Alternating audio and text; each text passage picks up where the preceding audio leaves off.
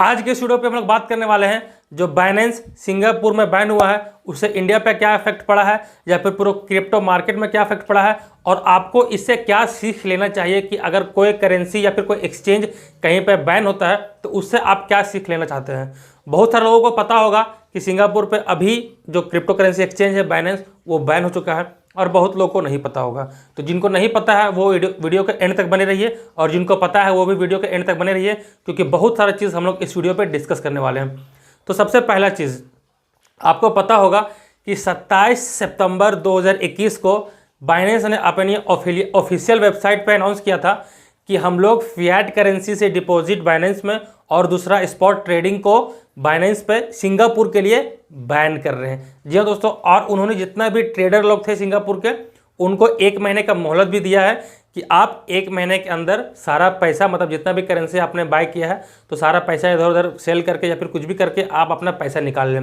अब इसके पीछे का रीज़न क्या है कि जो सिंगापुर का जो गवर्नमेंट है वो एक रेगुलेटरी रहना चाहती है जिसमें हो सकता है कि बाइनेंस का अभी मंजूरी नहीं है, इसीलिए वो यहाँ से हट रहा है। और बाइनेंस का ऑफिशियल वेबसाइट पर अगर आप जाएंगे तो वहाँ पे उन्होंने क्लियरली मेंशन किया है कि वो रेगुलेटरी मेथड को लेके अभी तक सिंगापुर के जो गवर्नमेंट है उनसे बात कर रहे हैं। जैसे कि आप सबको ये भी पता होगा कि यूएस में भी अभी रेगुलेटरी मेथड को लेके बात चल रहा है बाइनेंस के लेके।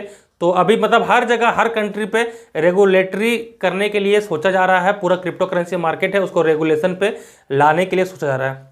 तो सबसे बड़ा मेन रीज़न यही है कि अभी जो रूल्स रखे हैं सिंगापुर के गवर्नमेंट ने रेगुलेशन लाने के लिए जो क्रिप्टो करेंसी के लिए तो वो बाइनेंस को मंजूर नहीं है। तो फिलहाल उसके लिए बाइनेंस वहाँ से अभी सिंगापुर से हट रहा है।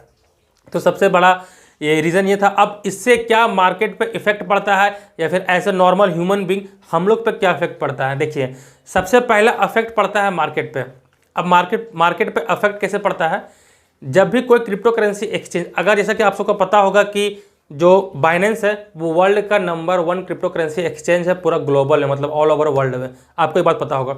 अगर वो किसी एक कंट्री से बैन होता है तो आप समझ सकते हैं कि उस कंट्री में जितना भी इन्वेस्टर्स थे, जितना भी ट्रेडर थे, सारे लोग अपना कॉइन को सेल कर देते हैं। अभी सब बात है, जब वहाँ पे करेंसी है ही नहीं तो सेल ही करना पड़ेगा उनको। और जब सेल कर देते हैं तो वहाँ पे सेलर्स का क्वांटिटी बढ़ जाता है और बायर्स का क्वांटिटी घट जाता है।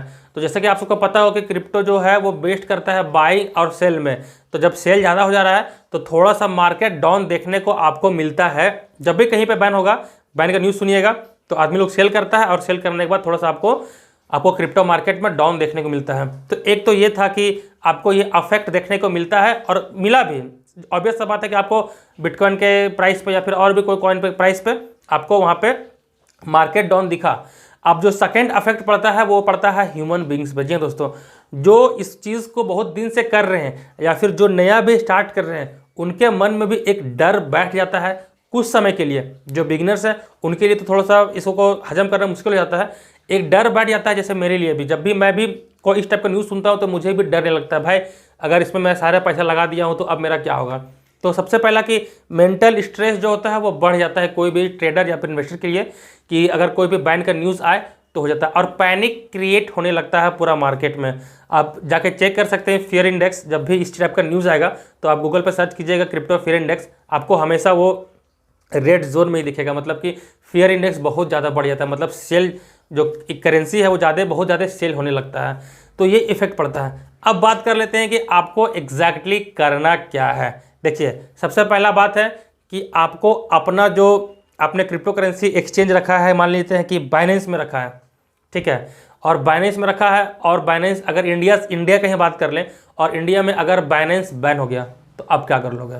तो इसीलिए डाइवर्सिफाई योर पोर्टफोलियो को डाइवर्सिफाई करो और साथ में डाइवर्सिफाई योर एक्सचेंज। आप किसी एक एक्सचेंज पे डिपेंड नहीं रह सकते हो, ठीक है, इस बात का याद रखिएगा। तो अगर आपको ग्लोबली मार्केट में जैसा कि पता है आपको कि बाइनेंस नंबर 1 पे है और अगर ग्लोबल मार्केट का बात किया जाए तो होबी ग्लोबल एक्सचेंज ये सेकंड पोजीशन पे आता है। अगर कोई आप ग्लोबल क्रिप्टो करेंसी एक्सचेंज पे अकाउंट खोलना चाहते हैं तो नीचे डिस्क्रिप्शन बॉक्स पे लिंक है, आप वहाँ पे क्लिक करें होबी ग्लोबल एक्सचेंज पे और वहाँ पे जाकर अकाउंट क्रिएट करें और सुरक्षित रहें। अगर बाइनेंस बैन भी हो जाता है इंडिया से तो ग्लोबल रहेगा, अगर ग्लोबल बैन हो जाता है तो बाइनेंस रहेगा। मतलब 2 ऑप्शन है आपके पास अभी भी कि आप कुछ भी कर सकते हो। मतलब एक बैन हुआ दूसरा रहेगा दूसरा बैन होगा तो पहले रहेगा। तो अगर आपके पास सिर्फ बाइनेंस में अकाउंट है तो होबी का ग्लोबल एक्सचेंज का अकाउंट के नीचे मैंने दे दिया लिंक, आप वहाँ पर जाकर डाउनलोड कर सकते हो। ये तो ग्लोबल का हो गया। अगर आप इंडियन कोई क्रिप्टो करेंसी एक्सचेंज यूज़ करना चाहते हैं तो नीचे वजीर एक्स का भी लिंक मैंने दे दिया है। वजीर एक्स भी काफ़ी अच्छा एक प्लेटफॉर्म है, इंडिया पे उसको नंबर 1 माना जाता है। तो आप वहाँ पे भी आप जाके अकाउंट क्रिएट कर लो। देखिए टोटल अगर बात किया जाए ना तो 2 से 3 आपके पास क्रिप्टो करेंसी जो एक्सचेंज का अकाउंट है वो रहना चाहिए। 4 भी रख सकते हैं आप, कोई दिक्कत नहीं है। और जितना भी पैसा है आप लगभग सारे में डिस्ट्रीब्यूट कर दीजिए। कुछ बाइनेंस में रखिए, कुछ होबी में रखिए, कुछ वजीर एक्स में रखिए। अगर आपके पास कोई और रखना चाहते हैं आप तो कोई दिक्कत नहीं, आप उसमें भी रख सकते हैं। मैंने 3 सजेस्ट कर दिया। एक बाइनेंस तो आपको वो तो होगा ही आपके पास, दूसरा होबी पूरा ग्लोबल में सेकंड नंबर पे आता है, ग्लोबल याद रखिएगा, और थर्ड है वजीर एक्स। अगर इंडिया पे लेना है आपको तो वजीर एक्स पे आप स्विच कर सकते हैं।